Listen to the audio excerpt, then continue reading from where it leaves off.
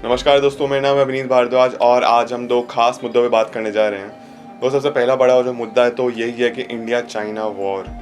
और जैसा हम सबको पता है कि चाइना अपनी हरकतों से बाज नहीं आ रहा है और हमारे 20 जवान शहीद हो गए गलवान घाटी पे।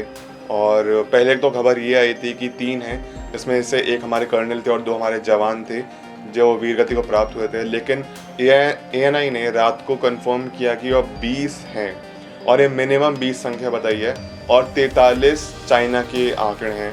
और मतलब 43 सोल्जर्स चाइना के मरे हैं। और वैसे तो हम सब जानते हैं कि चाइना अपने आंकड़े छुपाता है, हो सकता है ज़्यादा भी हों, लेकिन अब सच क्या है वो तो चाइना कभी बताएगा ही नहीं, क्योंकि हमेशा चाइना को अपने आप को सुपीरियर दिखाना है। जैसे अभी सिचुएशन, जैसे अभी टेंशन हो गई है दोनों मुल्कों के बीच में, ये अभी एक्चुअली एक बहुत सीरियस मुद्दा बन चुका है कि कौन कब क्या करेगा और कौन कौन से स्टेप लेने वाले हैं। और सबसे बड़ी बात तो ये है कि दरअसल में दोनों बीच में बातचीत हुई थी इस चीज़ को सुलझाने के लेके, और उसी के बाद दरअसल में ये लड़ाई बीच में शुरू हुई इन दोनों मुल्कों के बीच में। और दूसरी खबर ये है दोस्तों कि एक दवाई, एक आखिरी रे ऑफ होप हम लोगों को मिल गया है कि कोरोना से लड़ने के लिए, जो कि 1/3 जो वेंटिलेटर पर जिनको ज़रूरत पड़ी है, जिनको सांस की दिक्कतें हैं, जितनी भी दिक्कतें आ रही हैं और जिनकी डेथ हो रही है, उतनों को दवाई बचा रही है। और ऐसा नहीं कि दवाई अभी अभी इन्वेंट हुई है, नहीं, ये दवाई बहुत टाइम से यूज़ होती आ रही है और बहुत सस्ती दवाई है ये। हर कोई, इनफैक्ट जितनी गरीब कंट्रीज़ है वो तक अफोर्ड कर सकती हैं इस दवाई को। और इस दवाई को उसी सिचुएशन में दिया जा रहा है कि अगर आपकी हालत बहुत ज़्यादा ख़राब हो तो बहुत ज़्यादा लाइफ प्रोटेक्शन के लिए हमको दवाई मिल गई है। इससे पहले मलेरिया की और एस्पिरिन और न जाने कौन कौन सी दवाइयाँ, इंक्लूडिंग डेंगू की दवाई यूज़ कर रहे थे, लेकिन उनके हार्मफुल इफेक्ट्स भी हो रहे थे कोरोना पेशेंट्स पे जो कोरोना पॉजिटिव पाए गए हैं। लेकिन ये एक ऐसी दवाई है जो शायद बचाए आगे ज़िंदगी को, और इसी के ऊपर और ज़्यादा टेस्टिंग की जा रही है। इसी को थोड़ा अपग्रेड करने की कोशिश करें साइंटिस्ट वगैरह कि इसका हम क्या एक इस तरीके की दवाई बनाएं, इसको किस तरीके का अपग्रेड करें, क्या इसमें और एलिमेंट्स या इंग्रेडिएंट्स डालें कि ये कोरोना से और भी ज़्यादा पावरफुली लड़े और कोरोना की परमानेंट वैक्सीन या फिर एंटीडोट बन जाए।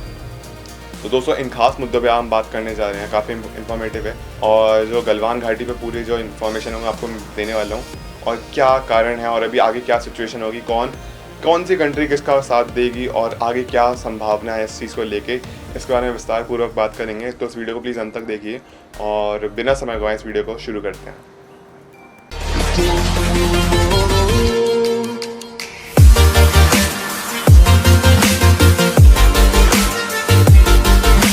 दोस्तों, स्वर्ण सिंह जो इस चीन मामले में पूरे हमारे जानकार हैं, उन्होंने स्टार्टिंग में बताया था कि एक्चुअली जो चाइना है, ऐसा नहीं है कि इसने अभी पहले की है, ये कई बार घुसपैठ कर चुका है हमारी कंट्री में, और ऐसे नहीं जो हमारे साथ कर रहा है, और भी आसपास की कंट्री जितनी भी है वहाँ पे कर चुका है। और 2-3 साल पहले 100 बार घुसपैठ कर चुका था, 200 बार, और लास्ट ईयर 2019 में 600 बार इसने घुसपैठ करने की कोशिश की चाइना ने। तो मतलब इसके इरादे हमेशा से ख़राब हैं, ये हम सबको पता ही है। चाइना हमेशा अपने बारे में सोचता है, बहुत ज़्यादा शातिर है, बहुत ज़्यादा श्रूड है। अब जैसे इसने हालात कर दिए हैं चाइना ने, अब दरअसल बात ये हुई थी कि चाइना और इंडिया के बीच में जब बातचीत शुरू हुई थी, हमारे रक्षा मंत्री ने करी थी, तो सुलझाने की बात की थी, सॉर्ट आउट करने की बात की थी, जितनी भी टेंशन है उसको ख़त्म किया जाए बिना किसी की जान को नुकसान पहुँचाए। लेकिन ऐसा नहीं हुआ, और इनफैक्ट ये कहा गया था कि फिज़िकल फाइट हुई थी हमारे सोल्जर्स और चाइना के सोल्जर्स के बीच में, गोली वगैरह नहीं चली, और जिसकी वजह से ऐसा कुछ हुआ। अब पूरा किस्सा कुछ इस तरीके का है कि जब दोनों मुल्कों के बीच में बातचीत हुई, हमारे इधर आर्मी खड़ी है, उधर चाइना की आर्मी खड़ी है, LAC पे, line of actual control, Galwan घाटी पेट्रोल नंबर पॉइंट 14 पे पूरा सिनेरियो चल रहा था। तब हुआ कि उन दोनों के बीच में बात हुई कि आप अपने एरिया में रहिए, हम अपने एरिया में रहेंगे, और आगे इस चीज़ को लेकर हम बातचीत को बढ़ाएंगे नहीं, इसको वॉर को मतलब आगे बढ़ाएंगे नहीं, जितना यहीं पे ख़त्म कर देते हैं, को सुलझा देते हैं कि किसी का नुकसान ना हो। लेकिन उसके बाद सब लोग वापस अपने अपने पॉइंट्स पे जाने लगे। लेकिन इंडिया को, हमारे इंडियन आर्मी को थोड़ा शक हुआ कि चाइना पे, ये चाइना अपनी हरकतों से बाज नहीं आता। तो क्या किया, उन्होंने छोटी सी टुकड़ी भेज दी वापस पॉइंट पे देखने के लिए कि ये चाइना वापस गया है कि नहीं। अब हम वहाँ पे जब पहुँचे तो चाइना बिल्कुल नहीं गया था, वो वहीं पे अभी भी बैठा हुआ था, आराम कर रहा था। इस चीज़ को लेकर बातचीत काफ़ी ज़्यादा बढ़ती गई और फिज़िकल फाइट हुई, जिसमें पहले खबर आई थी कि हमारे एक कर्नल और 2 जवान शहीद हो गए हैं। लेकिन उसके बाद अब जो खबर आई है वो आई है 20 की। ये ANI ने खबर दिया, मिनिमम 20 है, और चाइना के 43 हैं हमारे सोल्जर वीरगति को प्राप्त हो गए, बहुत शहीद हो गए, बहुत दुख की बात है।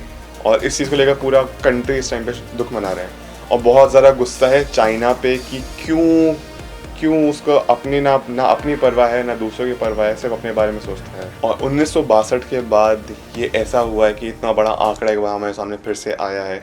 तो 1962 का युद्ध तो था, वो तो था ही खतरनाक। उसके बाद अब ये युद्ध कुछ पीछे या कुछ कम नहीं है जो भी हो रहा है। और अभी सबसे बड़ी बात ये आती है कि कब टलेगा, ये कब इसकी सिचुएशन ख़त्म होगी और क्या आगे होगा सीरियल को लेकर। तो दोस्तों अभी चाइना जिस स्थिति में, जिसकी इकोनॉमी इतनी गिर रही है क्योंकि जितनी भी कंट्रीज़ थी वो, जिनकी कंपनीज, जिनकी बेस थी चाइना में, सब बैकआउट करना शुरू कर चुकी हैं। तो चाइना की भी आर्थिक स्थिति इतनी ठीक नहीं है, तो इस पॉइंट पर नहीं है कि वो एक अफोर्ड कर सके एक अलग वॉर, क्योंकि ऑलरेडी जितने मुल्क हैं, जितनी भी कंट्रीज़ हैं बाकी सबकी, वो अभी कोई भी चाइना को सपोर्ट करने के लिए रेडी नहीं है। अब चाहे फिर वो यूएस हो या फिर रशिया में भी एक बार के लिए देखा जाए, तो बात ये आती है अगर जस्ट इन केस वॉर छिड़ती है दोनों कंट्रीज़ के बीच में, तो कौन सी कंट्री किसका साथ देगी? रशिया। सबसे पहले रशिया के बारे में बात करते हैं। दोस्तों रशिया का और इंडिया के हमेशा से संबंध बहुत अच्छे रहे हैं। इनफैक्ट हमारे वेपन वगैरह सब रशिया से लेते आए हैं। और सोवियत यूनियन जब रशिया में रहा था तब से, मतलब 60-70 से हमारे कनेक्शन अच्छे रहे हैं रशिया के साथ। लेकिन उसी के साथ साथ चाइना के साथ भी अच्छे रहे हैं। और जैसे जैसे अभी हमने वेपन्स, अपने एमिनेशन वगैरह, जितना भी हमारा टैक्टिकल फोर्स, सब जो भी कुछ हम रशिया से लेते थे डिपेंडेंट उस पर, अभी उससे हमने कम करके अभी यूएस से लेना ज़्यादा शुरू कर दिया है। तो अब ये बात रशिया को भी खनकी है। और वहीं पे जहाँ पे चाइना और रशिया के अच्छे संबंध थे, उस चीज़ को लेके भी एक अखबार में खबर छपी थी, रशिया के अखबार में, कि चाइना और रशिया के बीच में ऐसा कुछ नहीं है, सब कुछ ठीक है। और अगर बाई चांस सब कुछ ठीक होता, दोनों के बीच के संबंध अच्छे होते, तो ऐसी खबर छापने की ज़रूरत ही क्या थी? ये भी एक मुद्दा आता है। अब जस्ट इन केस वॉर हुई तो शायद यूएस से हमारा साथ देगा, और पाकिस्तान तो जैसे हम जानते ही कि हमारा दुश्मन है, वो ऑब्वियसली चाइना का ही साथ देगा। और फिर अपने मुल्क टू मुल्क डिपेंड करता है कौन कितना इन्वॉल्व होगा, कौन कितना सॉर्ट आउट करने में लगेगा। और वैसे तो हम सब यही चाहते हैं, यही उम्मीद करते हैं कि इसकी नौबत आए ही ना। ऑलरेडी अभी पूरा वर्ल्ड महामारी से लड़ रहा है, हम एक और चीज़ ऐसी नहीं अभी अफोर्ड कर सकते हैं। और हमारे जवानों की जान बहुत कीमती है, हम उनमें से एक भी जवान को घायल तक होने नहीं देना चाहते। तो उसने हम बस यही उम्मीद करते हैं कि सब कुछ ख़त्म हो जल्दी से जल्दी। और LAC पे जितने भी टेंशन वाली सिचुएशन है, इसको जल्दी से जल्दी अभी देखा जा रहा है इसको कैसे ख़त्म कर सकते हैं। और आंकड़े चाइना ने काफ़ी ज़्यादा छुपाए हैं अपने। दरअसल में जितने ANI की रिपोर्ट है उसके अकॉर्डिंग 43 यानी कि 43 सोल्जर्स चाइना के मरे हैं। लेकिन हम सब जानते हैं कि चाइना अपने आंकड़े छुपाते, चाहे फिर वो महामारी के लेके हो या फिर अभी गलवान घाटी पे जो भी हुआ। अब दोस्तों उस दवाई के बारे में बात करते हैं, इसके बारे में मैं आपको स्टार्टिंग में बताया था, और कैसे ये काम कर रही है, कैसे ये आम आदमी के लिए काम कर रही है। तो दोस्तों दरअसल में इस दवाई का नाम है डेक्सामेथोसेन, और ये बहुत सस्ती दवाई है। दरअसल में ये दवाई एक ज़माने में गठिया के लिए और आस्थमा पेशेंट्स के लिए यूज़ होती थी, या फिर इनको सूजन हो जाती थी, और तो मतलब 1960 से यूज़ होते आ रही है डेक्सामेथोसेन। और इसकी कीमत बहुत कम है, ये एक स्टेरॉइड है, इसका कीमत सिर्फ 10 रुपये 10 ml के हिसाब से है। और उसके बारे में ये भी कहा जा रहा है कि इसको ज़रूरत नहीं है आपको खरीद के अपने घरों में रखने की। इस दवाई को उन्हीं को दिए जा रहे हैं जिनकी कंडीशंस बहुत ज़्यादा ख़राब हो रही हैं। क्योंकि दोस्तों जो कोरोना के सिम्टम्स हैं बहुत सारे लोगों में इस तरीके के हैं कि वो ठीक भी हो रहे हैं, कुछ लोगों से वो माइल्ड फीवर या बुखार बन के ही रह जा रहे हैं। तो बेसिकली अभी इस दवाई को उनको दिया जा रहा है जिनकी हालत सबसे ज़्यादा ख़राब है, जिनको ऑक्सीजन की कमी पड़ रही है, जिनको वेंटिलेटर की कमी पड़ रही है, और उसके बाद भी वो ठीक नहीं हो रहे हैं। तो सबसे पहले तो दवाई उनको दिया जा रहा है। और ऑब्वियसली हर दवाई के कुछ ना कुछ नुकसान तो ज़रूर होते हैं, लेकिन फ़िलहाल यही एक अभी आखिरी होप है जो हम यूज़ कर रहे हैं कोरोना से लड़ने के लिए। और ये भी कहा जा रहा है कि ब्रिटेन ने अगर इसको उस दवाई को सही टाइम पे लेना शुरू कर दिया होता तो अभी 5000 से भी ऊपर वो ज़िंदगियाँ बचा चुके होते। इस चीज़ में वो बहुत डिले हो गई, बहुत लेट हो गई, लेकिन ठीक है, देर आए दुरुस्त है, अभी ये दवाई एक सोल्यूशन हमको मिल गया है। तो बेसिकली ये एक आखिरी उम्मीद आई हम सब लोगों के सामने। तो दोस्तों ये थी कुछ दो इंपॉर्टेंट बात जिसके बारे में बात करना था, और देखा जाए तो दोनों चाइना से रिलेटेड थी, क्योंकि वायरस और जो भी चाइना स्थिति बना रखी हमारे कंट्री के साथ बॉर्डर पे। और दोस्तों हम सब यही उम्मीद करते हैं, यही सब चाहते हैं, यही प्रार्थना करते हैं कि आगे ये जो लड़ाई चल रही है ये सुलझे, हमारे जवानों को कुछ नुकसान ना हो, इनफैक्ट उनके जवानों को भी नुकसान ना हो। हर जान कीमती होती है। चाइना की जो गवर्नमेंट है वो ब्लेम करने लायक है, जो सोल्जर्स हैं वो जैसे उनके ऑर्डर्स फॉलो करते हैं। बस ये जल्दी से शांति हो, दोनों के बीच में जितनी भी लड़ाई है। ऑलरेडी अभी सिचुएशन हम सबको एक दूसरे का साथ देना चाहिए इस पैंडेमिक से उठने के लिए, एक दूसरे के खिलाफ खड़ा नहीं होना चाहिए। तो दोस्तों ये थी आज की वीडियो में, उम्मीद करता हूँ पसंद आई तो प्लीज़ लाइक कमेंट सब्सक्राइब और शेयर कर दीजिए। अपने कमेंट्स में अपने थॉट्स लिखिए चाइना और इंडिया के वॉर को लेके, और जितना भी जो भी आपको कुछ आए।